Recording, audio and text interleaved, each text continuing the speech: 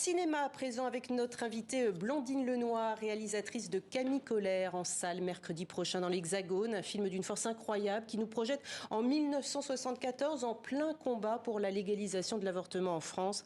Un an avant la loi Veil qui dépénalisera, vous le savez, l'IVG.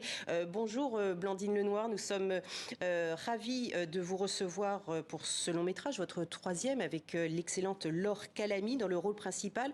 Alors c'est un film d'une incroyable actualité. Annie Colère, j'ai dit quoi? Camille Colère, il paraît?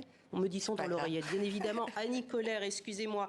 Alors, hasard du calendrier, je le disais dans les titres, d'ailleurs, le vote vendredi à l'Assemblée nationale d'un texte qui vise à écrire dans la Constitution le droit à l'avortement en France. C'est une bonne, une mauvaise chose pour votre film, mais pour la condition féminine en général? Je pense que ça protège la loi si jamais... Par exemple, l'extrême droite arrivait au pouvoir un jour, parce qu'on voit bien que dans tous les pays où l'extrême droite avance, les droits des femmes reculent. Après, ce qui serait formidable, c'est que la loi, comme elle existe, soit appliquée vraiment dans les faits, quoi.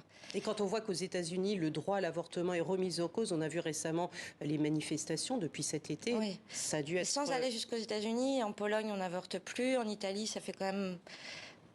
bien une dizaine d'années que les médecins sortent la clause de conscience et du coup on n'a pas accès facilement à l'avortement. Mais même en France, il y a 180 centres IVG qui ont fermé depuis 15 ans avec la loi du regroupement des hôpitaux.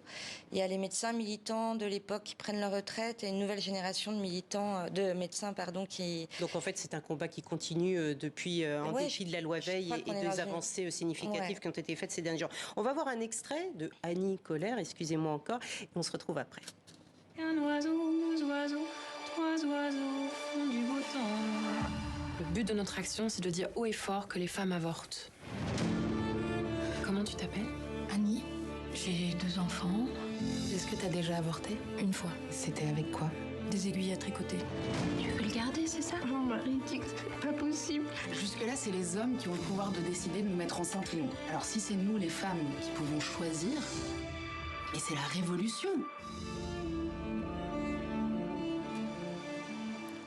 Alors dans ce film, le spectateur est immergé dans le MLAC, le mouvement pour la liberté de l'avortement et la contraception, dans le quotidien de ces militantes que l'on vient de voir ici, mais pas seulement. Il y a aussi des hommes, il y a les médecins, il y a aussi un époux qui sympathise avec la cause. Tout cela à l'époque était illégal mais toléré, c'est ça? Non, c'était illégal mais pas clandestin. D'accord. C'est-à-dire que le principe du MLAC, c'était de mettre le scandale sur le tapis, de dire voilà, les femmes avortent, des médecins les aident, donc vous n'avez pas le choix, il faut changer la loi. Et le principe est d'être une désobéissance civile massive, c'est-à-dire qu'on ne peut pas mettre tout le monde en prison à partir du moment où beaucoup de médecins et de militants et militantes sont dans l'action. Et de mois en mois, il y avait de plus en plus d'antennes de Voilà, ça a duré 18 mois en tout le combat, donc ça a été long et rapide à la fois. Et oui, à la fin, il y avait 300 antennes MLAC sur le territoire français. La moitié fonctionnait sans médecin.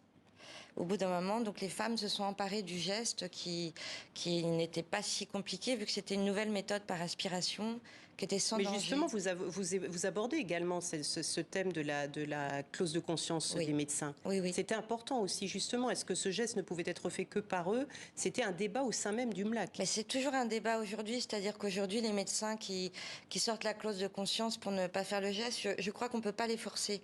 Parce que si une femme est reçue par un médecin qui ne veut pas faire l'acte, ce serait pire que tout. Alors, les sages-femmes sont volontaires pour le faire.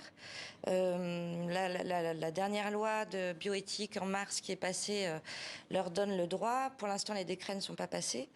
Mais je pense que les sages-femmes qui font déjà les accouchements, ce qui est beaucoup plus dangereux qu'une IVG, sont tout à fait capables de le faire. Il faut juste les payer en conséquence. C'est un autre sujet. Vous considérez que c'est un film militant ou bien vous avez voulu tourner un film sur une page d'histoire de la condition féminine? C'est les deux. Je crois que faire un film, c'est un acte militant déjà. Vous l'étiez à la base? Militante? Oui.